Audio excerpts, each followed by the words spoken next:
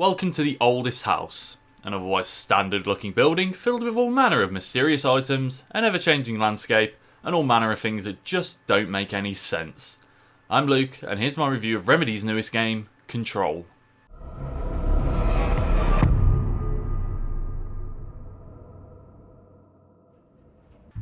Meet Jesse Faden. After a lifetime of searching, she finally stumbles upon the oldest house, home of the Federal Bureau of Control. Wait, did I say that right? Bureau? I can't do English today, it seems.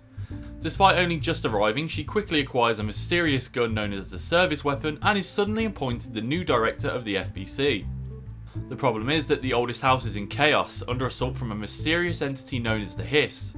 As the newly appointed director, it's up to Jesse to retake control of the oldest house. Now, Control combines elements of third-person shooting and Metroid-inspired exploration.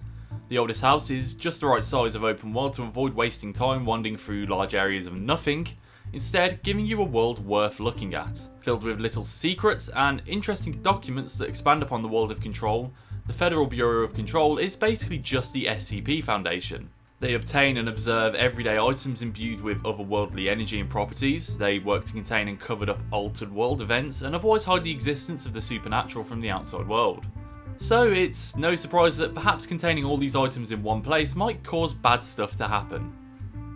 And this is where Jesse comes in. As the new director, she has to explore the oldest house and work to contain the Hiss, which appear in a variety of forms.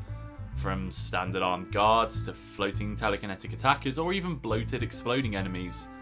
And when it comes to defending herself, Jesse's service weapon has several different forms. Grip functions like a standard handgun, shatter form turns it into a shotgun, or spin mode steps up the rate of fire, similar to an SMG. There are 5 forms in total, but to be honest I just found myself using grip for most of the game.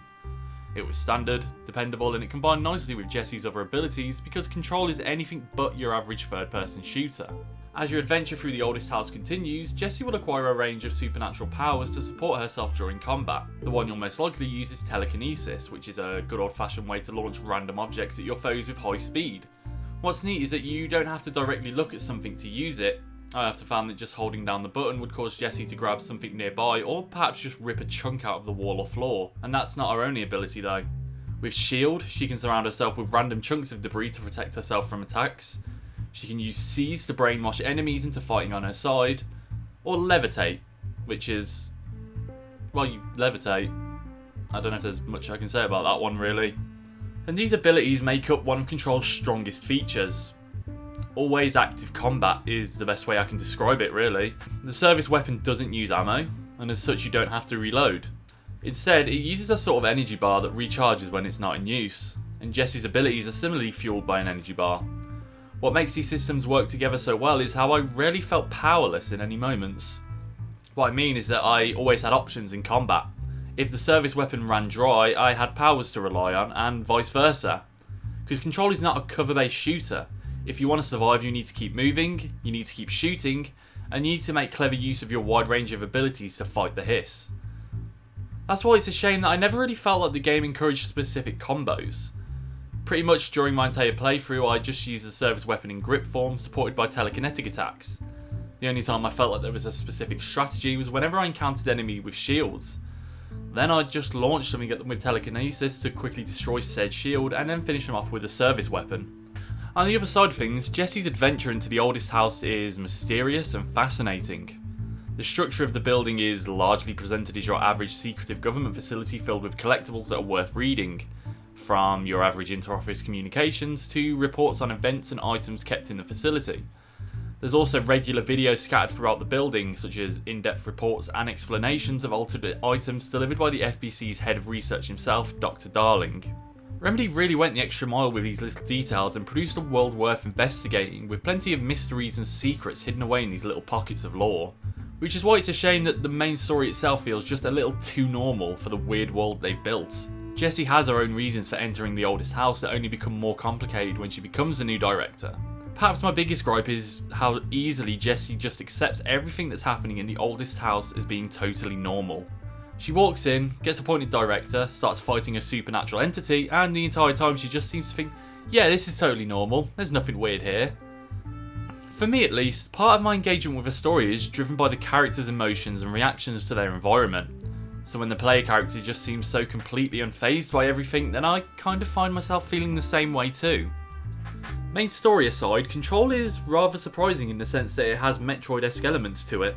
You can freely wander around the oldest house, and you'll most likely want to go back to previous areas since some places are locked or otherwise inaccessible until you acquire certain items or powers.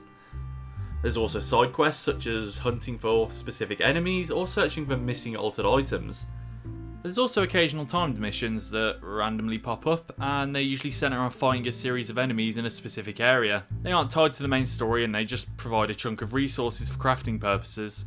And there's also some basic RPG mechanics since it's just the norm to have this stuff in every game. Look, the reason I'm moaning about this is because in Control it just felt pointless. I didn't really feel like I had to put any thought into what upgrades or character mods I equipped, and I barely noticed any changes as I progressed through the game. But that's just a minor complaint to be honest, because the biggest one I have is that Control has major performance issues on base consoles, and most of this constantly came up during combat. The frame rate could fall to frustratingly low levels, and it resulted in me getting killed quite a few times.